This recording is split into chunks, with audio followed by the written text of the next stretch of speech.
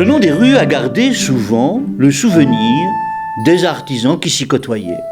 Ainsi, en Féronstrée, se trouvaient principalement les ferronniers, c'est-à-dire les artisans du plomb, du zinc et du fer.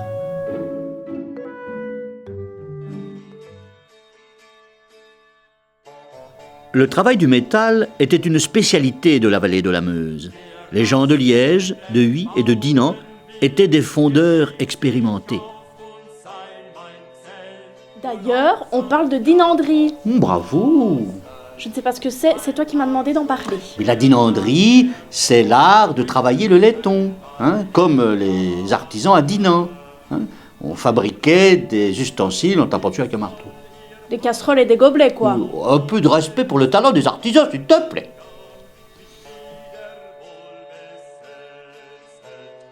Mais en Féronstrée, on rencontrait aussi de nombreux tanneurs, des pelletiers qui travaillaient la peau de loutre, de renard ou de blaireau. La rue Féronstrée, qui relie la place du marché à l'église de Saint-Barthélemy,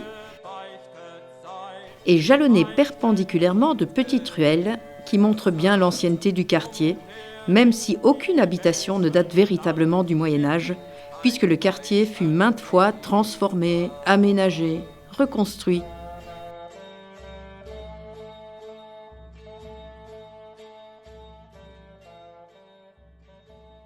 Ainsi, au Moyen-Âge, comprise dans la première enceinte de Notger, la rue Féronstrée aboutissait à la porte Asseline ou porte de Hasselt, qui permettait de sortir de la ville par l'est, vers la Campine ou l'Allemagne.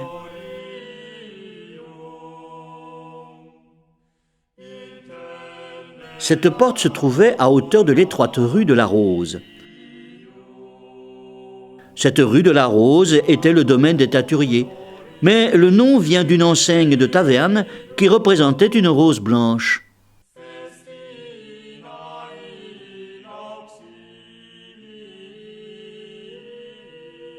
La rue des Potiers est devenue Potier-rue.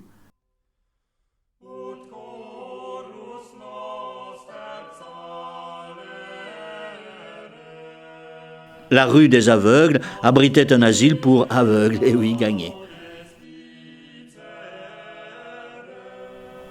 Oui, en général, ce n'est pas difficile de comprendre d'où vient le nom de la rue. Sauf quand le nom de la rue est un mot ancien, comme la rue de Hongrie.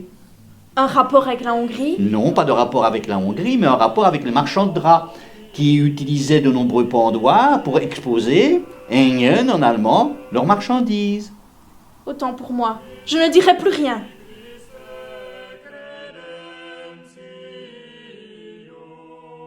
Quant à la rue du Mont-de-Piété, qu'on aperçoit ici, elle longe la droite de la maison Curtius, sur le quai de Maastricht. Cette maison fut transformée partiellement en Mont-de-Piété en 1628. Ce Mont-de-Piété fut démantelé sous Napoléon.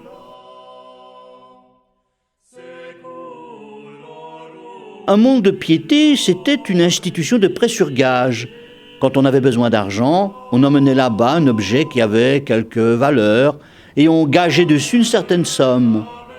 Quand les affaires se portaient mieux, on pouvait récupérer son bien en échange d'une somme un peu supérieure à celle qu'on avait obtenue.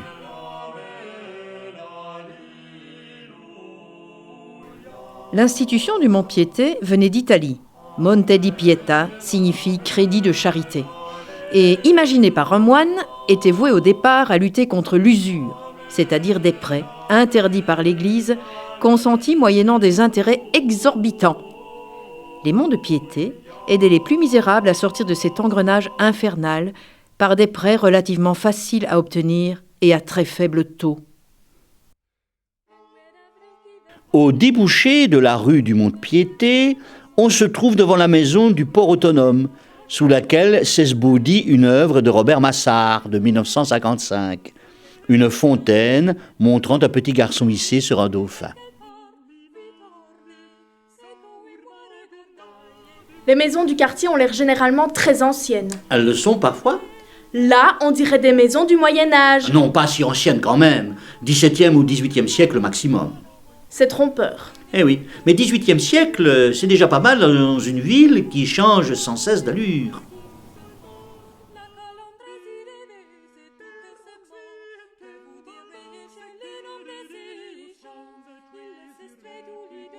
En raison de son extrême antiquité, la rue Féronstrée abrite de nombreuses maisons classées. S'y promener le nez en l'air permet de s'en rendre rapidement compte. Savez-vous que le numéro 24 fut habité par le forain Désiré de Lille, l'inventeur en 1903 du laquement? Si vous n'êtes pas liégeois, 1. Vous n'êtes pas très chanceux, et 2. Vous ignorez sans doute ce qu'est un laquement.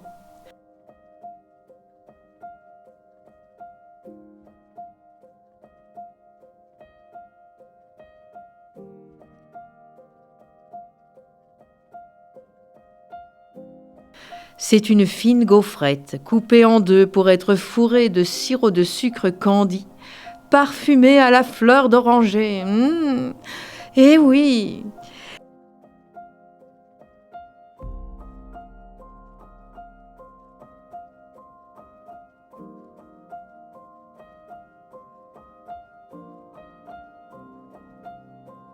C'est une spécialité locale qui a fait la réputation de la grande foire d'octobre.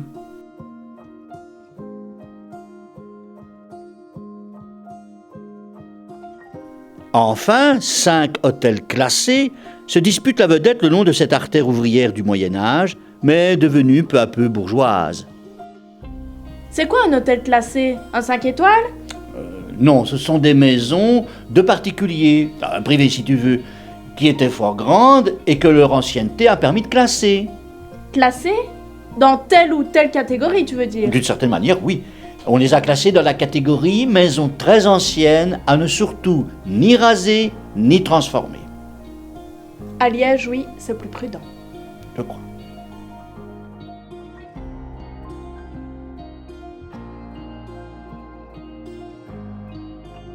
Ainsi, au numéro 94, l'hôtel de Somzé, du nom d'un marchand de brosse qu'il acquit en 1884. Depuis 1989, il abrite les bureaux de l'échevinat d'urbanisme. Oui, ça existe. Du tourisme et de l'environnement. Ah oui, et aussi du développement durable.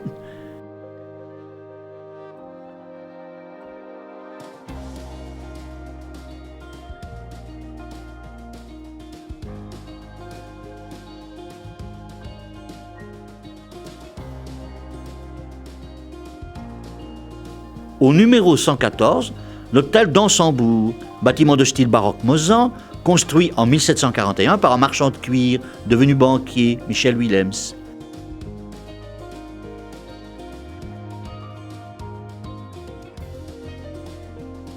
Il abrite un musée des arts décoratifs depuis 1905.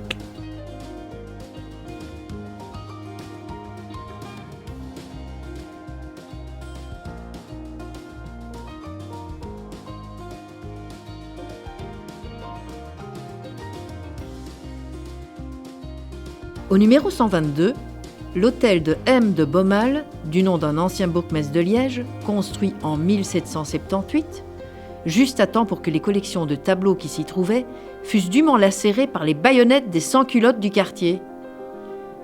Préfecture du département de l'Ourthe, quand Liège fut intégré à la République française, puis à l'Empire, l'hôtel devint un temps, en 1885, un musée des armes façon liégeoise, car les armes à feu sont une spécialité de la région, comme les laquements. Enfin, au 132, l'hôtel de Brailly, achevé en 1685, et au numéro 137, l'hôtel Van der Meysen, bâtisse de 1766. Un grand seigneur y vivait, qui fit frapper au tympan de sa façade la maxime « Vitam impendere pulchro », ce que chacun a facilement traduit en « consacrer sa vie à la beauté », ce qui est infiniment simple quand on a des millions.